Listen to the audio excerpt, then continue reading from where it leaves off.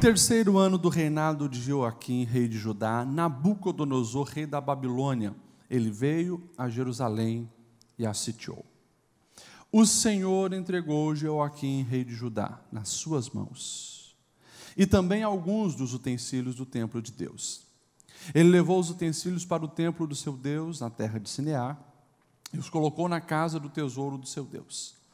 Verso 3. Depois o rei ordenou a Aspenaz, o chefe dos oficiais da sua corte, que trouxesse alguns dos israelitas da família real e da nobreza, jovens sem defeito físico, de boa aparência, cultos e inteligentes, que dominassem os vários campos do conhecimento e fossem capacitados para servir no palácio do rei. Ele deveria ensinar-lhes a língua e a literatura dos babilônios. De sua própria mesa, o rei designou-lhes uma porção diária de comida e de vinho. Eles recebiam um treinamento durante 3 anos e depois disso passariam a servir o rei. Entre esses estavam alguns que vieram de Judá: Daniel, Ananias, Misael, Azarias. O chefe dos oficiais deu-lhe novos nomes: a Daniel de Beltesazar, Ananias de Sadraque, Misael Mesaque e Azarias Abednego. E o verso 8 diz: Daniel, contudo, propôs em seu coração não se contaminar com a comida do rei, nem com o vinho que ele bebia, e pediu ao chefe dos oficiais permissão para se abster deles. Vamos ler junto o verso 8 ali no Data Show? 1, 2, 3. Daniel, porém, propôs no seu coração não se contaminar com a porção das iguarias do rei, nem com o vinho que ele bebia. Portanto, pediu ao chefe dos eunucos que lhe concedesse não se contaminar. Amém. Esse versículo pode deixar na tela para a gente, que nós vamos falar mais baseado nesse versículo. Quando nós olhamos esse versículo, eu já preguei algumas vezes sobre ele, gosto muito da história de Daniel, e provavelmente você também conhece e gosta da história de Daniel. Dentro dessa temática que nós estamos refletindo este mês, sobre crer na consagração, e tomara que você teve essa disciplina para fazer as leituras que foram propostas do livro de Esther, da história de Sansão, que são textos da Sagrada Escritura que vai nos trazer evidências sobre dedicação, consagração, uma entrega ao Senhor. E a gente olha para a vida de Daniel, a gente também consegue enxergar isso. Alguém que se consagra ao Senhor. E para a nossa reflexão hoje, eu gostaria de abordar esse tema: consagração, a importância de dizer não. Consagração, a importância de dizer não. E o texto ali é muito claro. O contexto você também conhece. O contexto você sabe que o povo de Israel, ele vinha daquele ciclo vicioso que tantas vezes nós já falamos das histórias.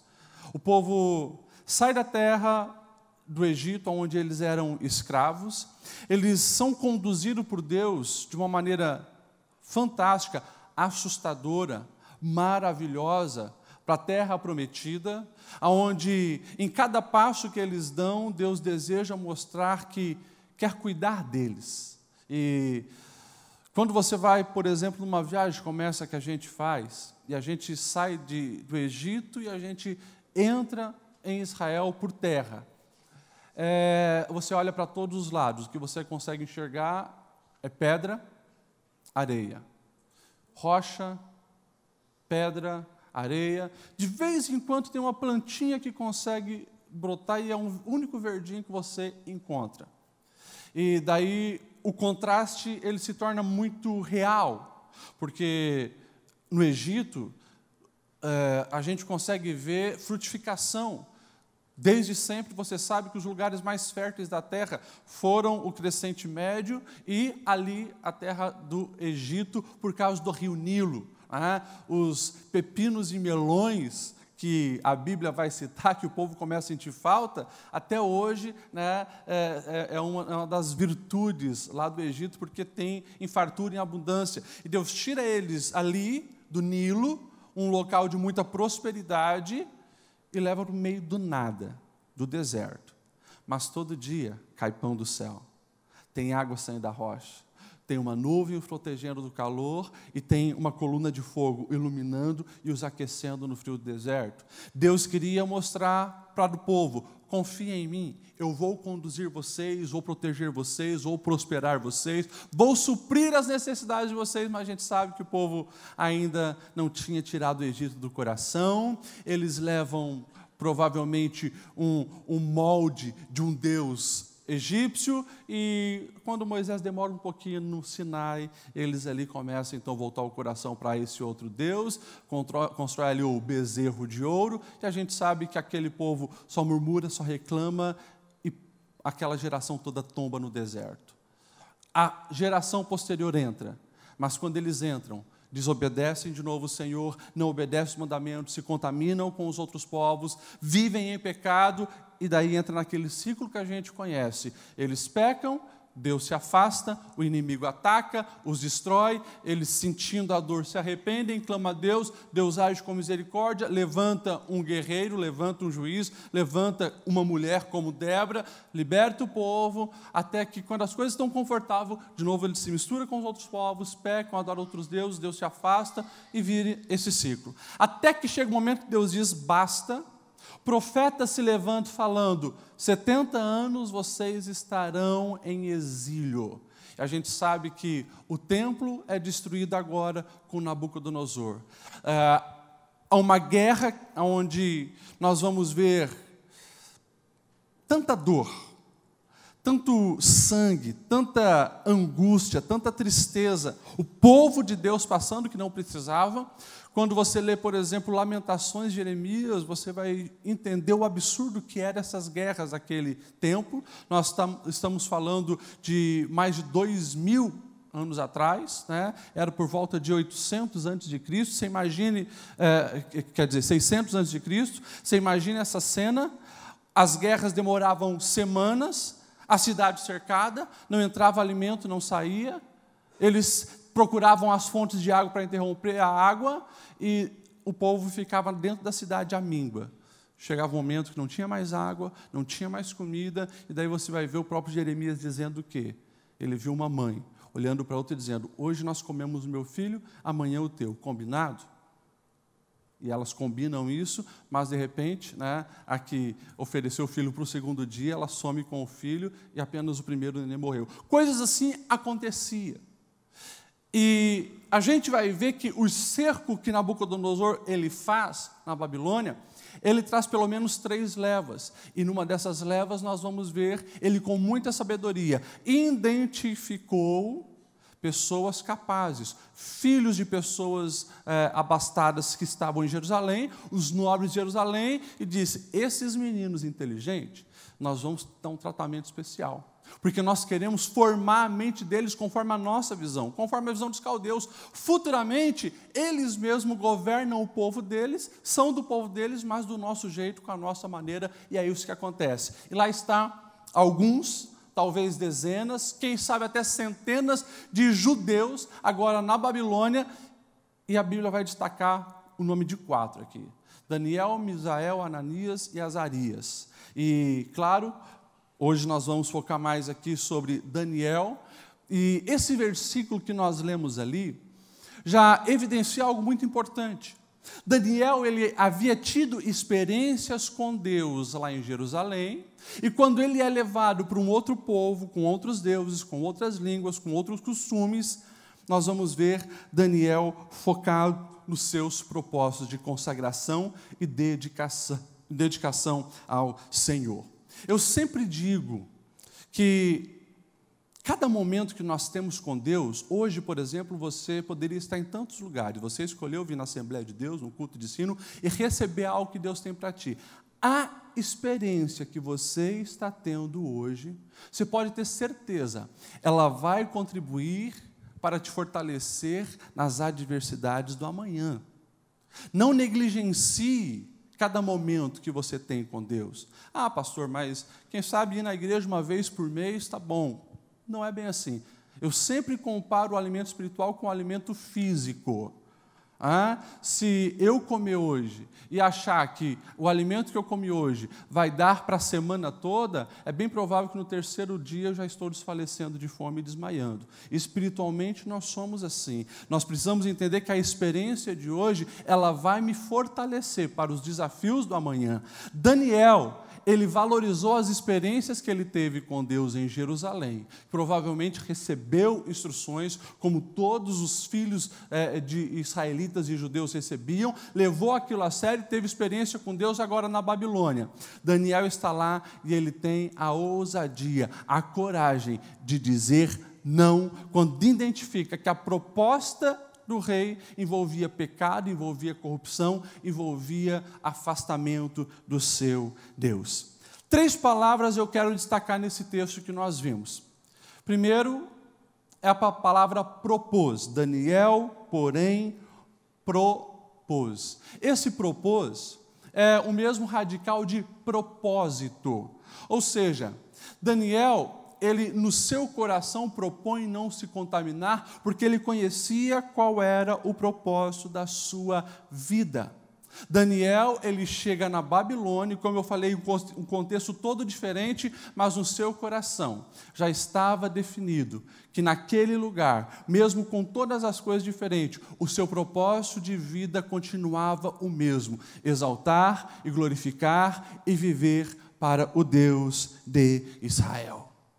Quando nós olhamos o contexto e a proposta da Babilônia para esses meninos, era uma proposta que garantiria um futuro financeiro, porque eles seriam da corte real. Era uma proposta que garantiria, quem sabe, fama, segurança, uma formação na melhor universidade da época. A proposta da Babilônia para eles era essa. Agora, no coração de Daniel, ele sabia que acima da proposta da Babilônia estava os propósitos de Deus sobre a vida dele. Por isso, ele propõe no seu coração e diz: não, eu não vou me contaminar. Daniel vai para a Babilônia para fazer a vontade de Deus. Tinha isso bem definido. Não estava lá para enriquecer, não estava lá para se dar bem, ele estava lá para ser o que Deus queria que ele fosse. E agora, a gente precisa fazer aquela ponte com a nossa realidade de vida. Não estamos na Babilônia, mas também fomos chamados para um propósito. Estamos no mundo. Um mundo que, se nós olharmos para os propósitos, os princípios que nós aprendemos, aquilo que Deus deseja para a nossa vida, daí sim, quem sabe já está bem pior do que a Babilônia. O nível de moralidade, de corrupção, de maldade. E a pergunta que nós precisamos responder é: eu estou entendendo que o meu propósito de vida é glorificar o nome do Senhor e fazer com que a vontade dEle prevaleça na minha vida? Quando nós olhamos o livro de Daniel, e se você fizer uma análise aqui do capítulo 1 até o último capítulo, capítulo 12, você vai ver que em cada capítulo Daniel, ele entendeu o propósito de Deus para a vida dele. Capítulo 1, ele deixa bem claro: não vai se contaminar. Capítulo 2 e capítulo 4, nós vamos ver ele sendo usado para interpretar os sonhos do rei. Capítulo 5, ele interpreta já num outro governo a escrita na parede. No capítulo 6, nós vamos ver ele sendo proibido de orar, já era um senhor de idade, sendo proibido de orar, mas, como foi cantado aqui, ele queria os rios do Senhor sobre a vida dele e não abriu mão de orar. O texto vai deixar bem claro: como costumeiramente ele fazia 3 vezes por dia, subia, orava voltado para Jerusalém. Então ele é jogado na cova dos leões e Deus liberta. E do capítulo 7 ao capítulo 12, Deus traz revelações precisas sobre o que aconteceria nos próximos governos e fala de uma maneira muito clara: depois do Império Babilônico, o Império Medo-Persa, depois os gregos, depois os romanos, coisas que vai acontecer lá na frente, quando ele já estava morto, ele recebe essas revelações. E a gente consegue enxergar em todo o livro de Daniel uma consagração a Deus. Alguém que viveu intensamente os propósitos de Deus para a sua vida. E daí, eu preciso olhar para a minha vida, e você precisa olhar para a sua vida, e você precisa responder essa pergunta. Eu estou vivendo, na Babilônia moderna, uma vida de consagração a Deus? Respondendo aquela palavra que eu destaquei, o propósito da minha vida está conforme os propósitos que Deus estabeleceu ou conforme as propostas que o mundo deseja para mim?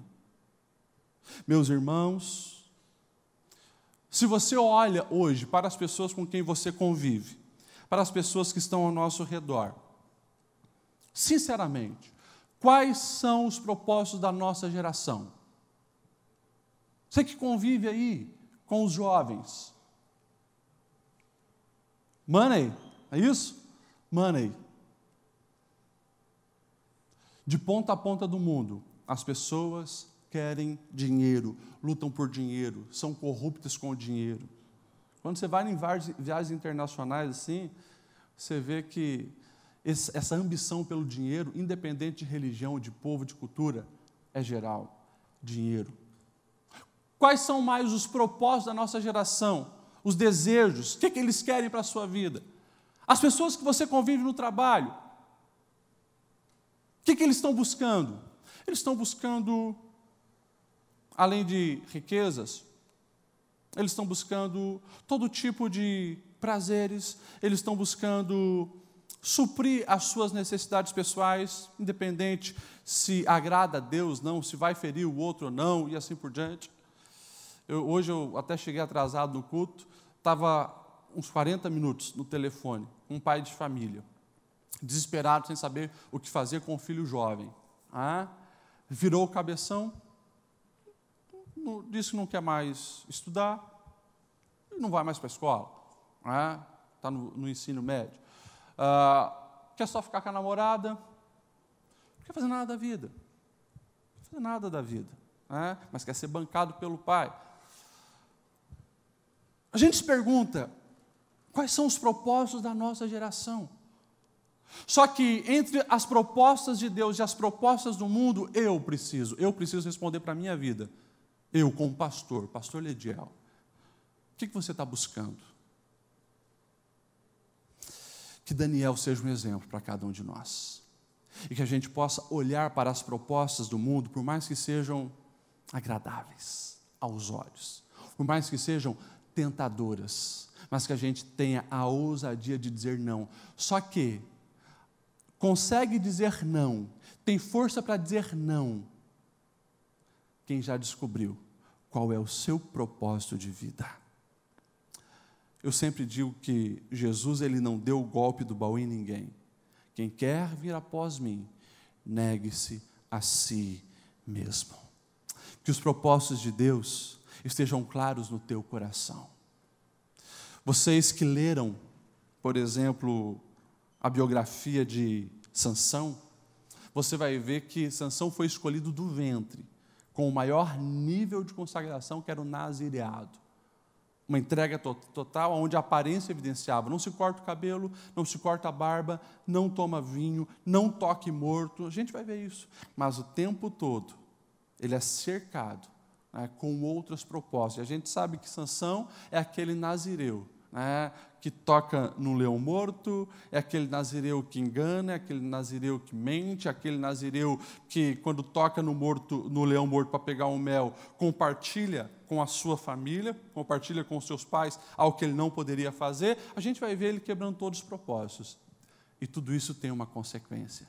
Confusão no propósito de vida vai trazer dor, vai trazer sofrimento, vai trazer tudo isso. Lá no finalzinho, olhos furados, cabelo rapado, sendo motivo de zombação, de humilhação, porque essa é a proposta do diabo. No início tudo é muito bom, mas depois ele tenta humilhar. Já parou para pensar, você que leu a história de Sansão, já parou para pensar que quando o cabelo de Sansão foi cortado,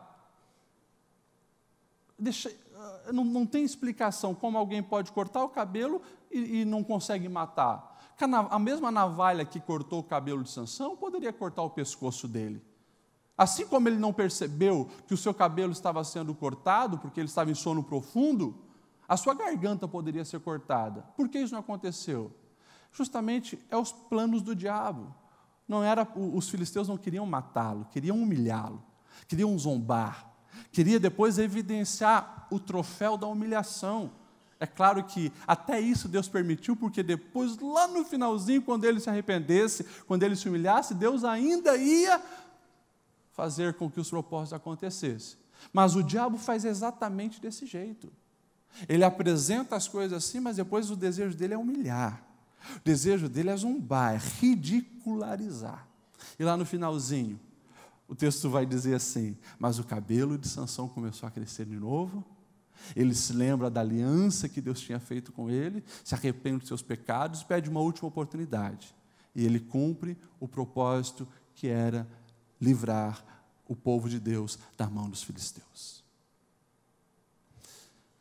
Os propósitos e as propósitas que você propõe no seu coração também não se contaminar, mas que esteja bem claro para você que você não nasceu com o propósito de ser milionário, de ser rico. Posso ser, pastor? Pode, você pode ser, mas esse não é o teu propósito final de vida. Você não foi chamado para ser famoso. Pode acontecer? Pode acontecer, mas não é o teu propósito final. Você não foi chamado para ser um grande youtuber famoso, ou alguém que tem centenas e milhares de seguidores nas redes sociais. Pode acontecer? Pode, mas não é o teu propósito final. Você não foi chamado para deixar nessa terra grandes arquiteturas e o seu nome jamais fosse esquecido, escrevesse grandes histórias, os seus livros ficassem famosos no mundo todo. Não. Você foi chamado para cumprir os propósitos de Deus. E os propósitos de Deus para mim e para a sua vida sempre estão relacionados com gente, com pessoa, que é a única coisa que tem valor eterno.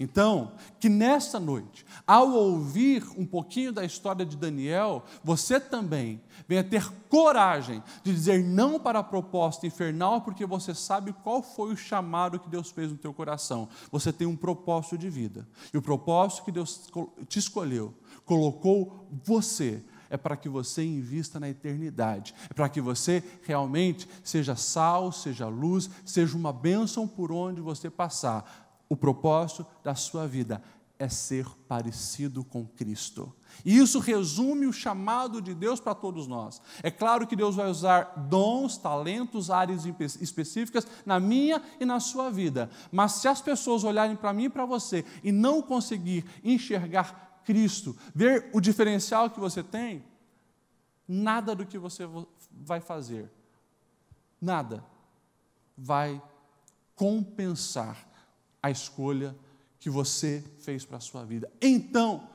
que essa palavra se destaca e você venha entender o propósito da sua vida e dizer não. A segunda palavra que eu queria destacar nesse texto é a palavra contaminar. Propôs no seu coração não se contaminar. Eu sempre digo, aqui exige um nível de discernimento. Porque, você imagine isso, a tua terra foi destruída, o maior império da época te cercou, te dominou, te levou cativo. Na mente de alguém como Daniel, que conhecia a história do povo de Deus lá no Egito, a lógica é chicote nas costas, construção, monumento sendo edificado para a glorificação dos deuses, o povo sofrendo, com comida racionada. Se a população começa a aumentar, eles vão começar a matar os meninos, os homens, assim como aconteceu no Egito. A lógica era essa. Daí agora, Daniel passa naquela peneira, é visto como um potencial, e de repente, lá no lugar de cativeiro, ele está diante de um banquete que ele não comia, aquele nível de comida lá em Jerusalém. Ele está diante dos melhores ambientes, está diante, quem sabe, né, e alguns historiadores vão dizer, que nesses momentos de alimentação também tinham encenações teatrais, muitas vezes orgias, enfim, Daniel, ele entendeu que se ele participasse daquilo ali, ele estaria se contaminando. Esse nível de discernimento nós precisamos para a nossa vida. Porque qualquer um outro poderia estar levantando a mão e dizendo, Deus é bom. Imagine, eu fui trazido aqui para esse lugar como um escravo e agora eu estou aqui sentado na mesa do rei, comendo a melhor comida, glória ao nome do Senhor, Deus provê, Deus sustenta os seus... Não, discernimento. Tem coisa aqui que entristece o coração do meu Deus. E se entristece o coração do meu Deus, está totalmente fora dos propósitos que Ele tem para a minha vida. Não quero. Não vou me envolver. Discernimento. Muitas pessoas hoje, estão totalmente fora dos propósitos de Deus. Não tem a menor noção do que seja consagração, e eu não estou falando de ímpio, eu estou falando de crente. Não tem a menor noção de consagração porque falta discernimento. O que tem de crente hoje, viciado em série de Netflix, aonde o que está sendo ensinado é perversidade, é depravação, é engano, é mentira, é lascívia, é todo tipo de podridão. Aquilo está entrando. E não tem discernimento que aquilo está errado.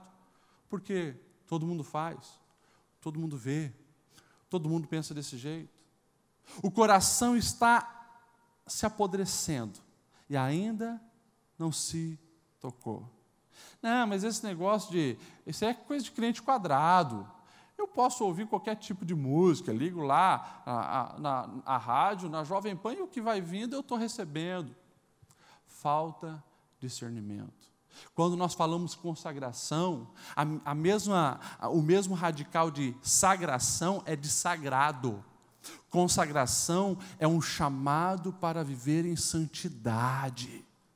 E isso não é exclusivo, mas é quem tem um cargo de diácono para cima. Daí tem que... Não. É um chamado para todos nós. E se nós, nos nossos dias hoje, nós não tivermos discernimento, o que agrada e o que não agrada a Deus, você pode ter certeza, vai ser uma isca fácil para o diabo. Te pega, te detona, destrói. É por isso que tem que ter discernimento. Não podemos assistir qualquer coisa, não podemos acessar qualquer coisa, não podemos conversar qualquer coisa, não podemos estar frequentando qualquer patota de futebol, não podemos. Cheguei domingo à noite de viagem, já na segunda-feira, bomba. Pastor, houve uma traição no meu casamento. Tudo começou com pornografia, porque o fulano participava de uma patota de futebol e toda semana, ou praticamente todo dia, compartilhando vídeo pornográfico. E ele se alimentando daquilo.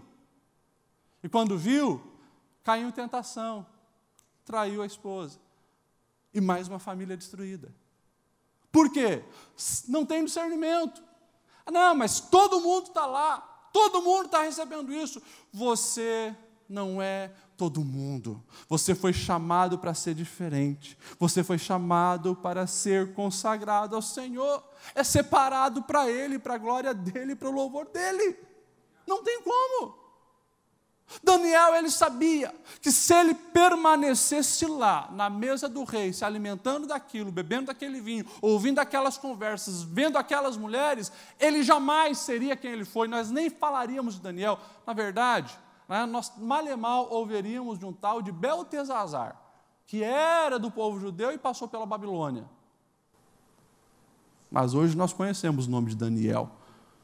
Ele propôs no seu coração, não se contaminar. Então, queridão, atenção, se liga, vigia. É claro que, para a gente ter esse discernimento aqui, você tem que se encher disso aqui. A gente gostou, quando cantaram, quero beber dos teus rios, Senhor. Sacia minha sede, lava o meu interior. É isso aqui. É a palavra de Deus. É a palavra de Deus. Nunca vou me esquecer, né, de uma ilustração que eu ouvi de alguém que trabalhava no banco e era uma mulher, uma das maiores especialistas, né, em identificar a nota falsa, e perguntaram para ela: então você estudou notas falsas? Não, ela disse: não fico estudando nota falsa. Eu conheço bem a verdadeira. E quando vem uma falsa na minha mão, eu já sei que aquilo não é o certo. É o que a gente precisa. Você não precisa sair experimentando todas as coisas ruins. Saiba qual é a verdade. Saiba qual é a coisa boa, a coisa verdadeira. Saiba quais são os propósitos de Deus para a sua vida. Quando você se enche disso aqui, tudo aquilo que vem com outra intenção, você já identifica. E você, tchau, isso não presta, isso não é para mim, isso eu não quero. Essa foi a atitude de Daniel. Propôs no coração não se contaminar, porque viu que tinha coisa errada. E para a gente finalizar, porque eu só tenho 10 minutos aqui, o texto vai dizer, quando ele percebe que tem coisa contaminada, eu quero destacar a palavra pediu. Portanto, pediu. Esse verbo pedir está falando de atitudes. De atitudes. E quando nós falamos de atitudes, mais uma vez, a gente precisa entender algo tão simples, tão lógico, que é a gente se posicionar contra o erro. É a gente se prevenir, é a gente se guardar, é a gente se afastar. Não adianta você até identificar o erro e não se afastar dele. Aí não adianta. Você identificou o erro, meu amigo? Não brinque. Não brinque com o pecado. Não brinque com o pecado, porque ele destrói. Não brinque com o fogo, que você vai se queimar. Quando a gente olha para a atitude de Daniel, é uma atitude ousada, radical. Aquele menino ainda não era governante. Era aluno, que foi dado uma chance de se alimentar dos manjares do rei, de ter uma vida melhorzinha do que os outros, mas ainda não era ninguém lá. Mas ele tem a ousadia de dizer: não quero participar disso. Por favor, traz a saladinha com água para a gente. Aspenaz, que era o responsável por aqueles meninos todos, ficar apavorado. Vocês estão doidos? Quando o rei vê que vocês estão mais fracos, quando o rei vê que vocês estão mais pálidos do que todos os outros, é o meu pescoço que vai rolar, meu amigo. Eu sei o que eu estou fazendo. Pode fazer um teste com a gente. Ao final do teste, eles estavam mais belos e formosos que todos os outros. Sabe o que é isso? Quando você se posiciona em prol daquilo que Deus deseja para a sua vida, pode ter certeza, você vai ter o favor de Deus. Se posiciona. Se posiciona. Mas, pastor, se eu me posicionar, eu posso perder o meu emprego. Porque as coisas lá, sabe, né? É o jeitinho brasileiro. Se posiciona. Não seja conivente com o erro. Já ouvi alguns testemunhos do pastor Rubens Schultz. Nessa área. Se posiciona. Você vai ver que Deus vai mover as coisas e vai te honrar. Só não ceda para o pecado. Porque a partir do momento que você cede para o pecado, você coloca os propósitos de Deus em a sua vida na descarga e deixa embora. Ei! Se posiciona, toma uma atitude. E quando eu falo em você tomar uma atitude, é você olhar para todas as áreas da sua vida e está aqui o espelho da palavra. Está aqui o espelho da palavra. Cada vez que a gente lê a palavra, a gente tem a oportunidade de ver o que nós precisamos mudar, não o que os outros devem mudar, o que nós precisamos mudar. Então se posiciona. Faça esse pedido também. Eu não quero me contaminar. Ei! Você que está perdendo seu casamento. E a proposta do inferno já está soando há algum tempo nos teus ouvidos, através de pessoas que se dizem teus amigos. Chuta o balde mesmo. Ela não te merece, ele não te merece. Tem um monte de mulher sobrando, tem um monte de homem sobrando. Abre mão disso. Essa é a proposta de Deus para a sua vida? Foi para isso que você casou? Não. Então toma uma atitude. Toma atitude. A atitude é: Deus, eu sei o que agrada o teu coração e o que tu tem para a minha vida. Hoje eu estou me posicionando de ser um marido melhor e vou lutar pelo meu casamento. Estou me posicionando para ser uma mulher melhor. Estou me posicionando para não deixar que as propostas tentadoras invadam o meu coração. Estou me posicionando para não permitir que coisas imorais entrem através dos meus olhos. Estou me posicionando. Nós precisamos ter um posicionamento contra o pecado, contra o erro, contra tudo que o diabo tenta nos fazer. Está lá o José, lá no Egito. E de repente, todo dia, palavras de elogio, convites, todo dia, a esposa de Potifar. Ele sempre dizendo não, não, não. Se posicionou. E a gente sabe que ela tenta um dia agarrar ele, mesmo naquele dia. Ele sabendo que poderia ter a sua cabeça cortada. Não. Não. Não. Pecado, não. Lá na frente Deus o honra. Eu olho para a vida de Daniel. Como é lindo a história de Daniel. Você vai ver que, quem sabe os outros judeus que foram para a Babilônia, e diferente de Daniel, Ananias, Misael e Azarias, eles aceitaram as propostas da Babilônia, a gente nem sabe o nome deles, como eu falei. Foram vários. Esses 4 não aceitaram. E são os únicos que a gente conhece. Sabe por quê? O tempo passou. E daí você vai ver, 3 anos depois, no dia de teste, os 3 se destacam. Maior sabedoria que todo mundo. Você vai ver que eles são colocados em cargos de chefia. Não procuraram fama, não procuraram dinheiro. Tinham fama e tinham dinheiro na Babilônia. Não era o propósito da vida deles. Deus os abençoou. Pessoas importantes. Honrados até o fim da vida. E se você pegar no capítulo 1 mesmo, lá no finalzinho do capítulo 1, o último versículo vai dizer assim: Daniel continuou até o 1º ano do rei Ciro. Rei Ciro não é um rei que vem 2, 3, 4 anos depois. Nós estamos falando de 70 anos depois. Nós estamos falando já do outro império. Passou toda a Babilônia. Passou os filhos de Nabucodonosor. Nós estamos falando do Império Medo-Persa. Sabe o que a Bíblia está dizendo? A Bíblia está dizendo assim: Deus honrou Daniel em todos os impérios. Daniel foi maior que os imperadores. Daniel honrou o nome do Senhor em todos os governos. Para Daniel não faltou nada. Tinha admiração, tinha o respeito e o mais importante, ele tinha o aplauso do céu. Deus o honrou em todos os momentos. Velhinho, quando se levanta a maior adversidade, não pode orar, é jogado na cova dos leões.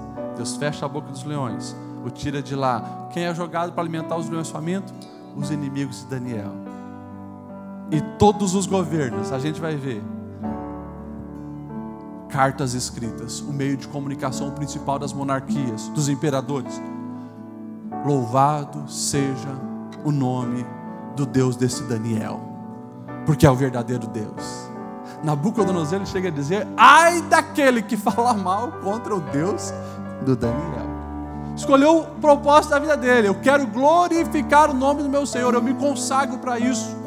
Eu digo não para o pecado, eu digo não para a impureza, eu digo não para aquilo que não agrada o meu Deus. E Deus se compromete de te honrar. O tempo de Daniel passou. 2018 está aí.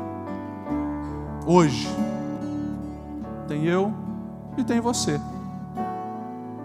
Hoje nós somos chamados para ser os Daniéis dessa geração. Você está afim? Coloque-se em pé. Você está afim?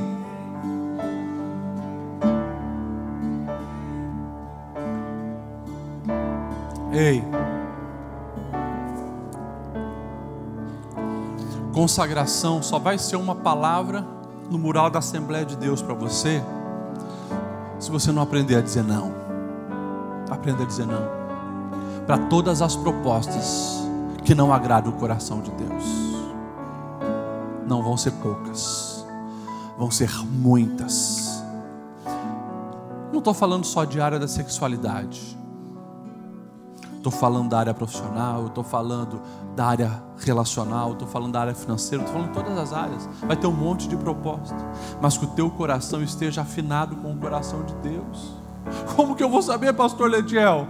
Como que eu vou saber qual é a vontade de Deus, qual não é? Está aqui, está aqui. E está aqui, ó, e está aqui. Capítulo 6, como eu citei. Daniel fez o que ele costumava fazer todos os dias, 3 vezes ao dia ele orava. Se consagre ao Senhor, se entrega, ora, busca. Não tem como viver uma vida consagrada, pura, em santificação e ter força para dizer não se a gente não estiver com o joelho no chão. É oração. Convido você a fechar os seus olhos. Eu quero que você comece a conversar com Deus. Fale com Deus agora, do desejo do teu coração. Eu sei que lá no fundo você sabe do propósito que Deus já estabeleceu para a sua vida. E talvez você está aqui hoje e não está no centro da vontade de Deus. Esse é o tempo de dizer: Senhor, leva-me, Senhor, para o centro da tua vontade. Tira toda a confusão, tira toda a corrupção do nosso coração que tenta nos levar a gastar as forças, a nossa energia, o nosso potencial em coisas tão passageiras. Deus nos perdoa. Nós queremos, Senhor, ser o Daniel da nossa geração. E nós estamos aqui dizendo, Senhor, que nos rendemos a Ti e queremos nos consagrar a Ti. Leva-nos, Senhor, à santidade. Leva-nos, Senhor, às águas mais profundas, e como foi cantado aqui, a beber dos Teus rios. Deus, como tem esgoto nos oferecendo tantas outras coisas, mas nós queremos beber das águas puras que vêm de Ti, águas que saciam a alma, águas que regam o nosso coração e nos leva à frutificação por excelência. Conta conosco, Senhor, para esse tempo de tanta confusão, esse tempo de tanta imoralidade, esse tempo de tantas vozes. Deus, em nome de Jesus, que nós possamos ser a resposta para a nossa geração, que nós possamos ser realmente a mão estendida para o aflito, a voz que acalma, Senhor, o coração agitado, que nós possamos ser o abraço, Senhor, que acalenta aquele desesperado, que nós possamos ser, Senhor, cura para o coração enfermo. Deus, nos usa como usaste Daniel, e que nós possamos entender o Teu chamado, o Teu propósito para a nossa vida, e temos força para dizer não, temos o discernimento para saber o que devemos ou não aceitar, que possamos ter a coragem de nos posicionarmos contra tudo aquilo, Senhor, que Te entristece, tudo aquilo, Senhor, que aborrece a Ti, tudo aquilo que Tu não deseja para a nossa vida e para a nossa família.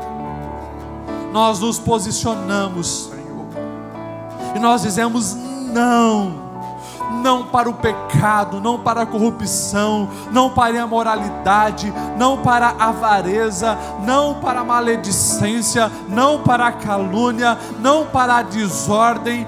Não, nós queremos, Senhor, viver os Teus propósitos. Nós queremos, Senhor, ser regido pelo Espírito Santo. Nós queremos, Senhor, manifestar os frutos, que é paz, amor, alegria, bondade, longanimidade, mansidão e domínio próprio. Nós queremos viver isso na nossa vida, Senhor. Nos enche do Teu Espírito Santo e nos faz realmente tochas que iluminam no meio da escuridão. Deus, esse jovem que está aqui, Senhor, ele precisa ser luz lá na universidade. Fortaleçam, ajudam, dá a sabedoria e o discernimento necessário. Deus, esse irmão e essa irmã, todos os dias está naquela empresa, todo dia está, Senhor, naquela indústria. Ajude-o, abençoe-o, para que lá ele possa realmente ser puro e levar outras pessoas aos teus pés. Deus, eu clamo, Senhor, por esse pai de família, essa mãe de família, que tem visto dentro da sua própria casa os ataques infernais serem intensificados. Em nome de Jesus, eu peço, Senhor, que tu venha encher de autoridade. Em nome de Jesus, venha encher de ousadia. Em nome de Jesus, venha, Senhor, levantar esse guerreiro dentro de casa, essa guerreira dentro de casa, para que possa se posicionar e destruir as fortalezas infernais que lá estão alojadas. Em nome de Jesus, Senhor, nós entendemos que o teu propósito para a nossa vida é muito maior e melhor do que qualquer propósito infernal. Portanto, dizemos: eis-nos aqui, somos sim os Daniéis dessa geração. Conta conosco, Senhor. Nós nos consagramos a Ti e fazemos essa oração em nome de Jesus. Amém e amém.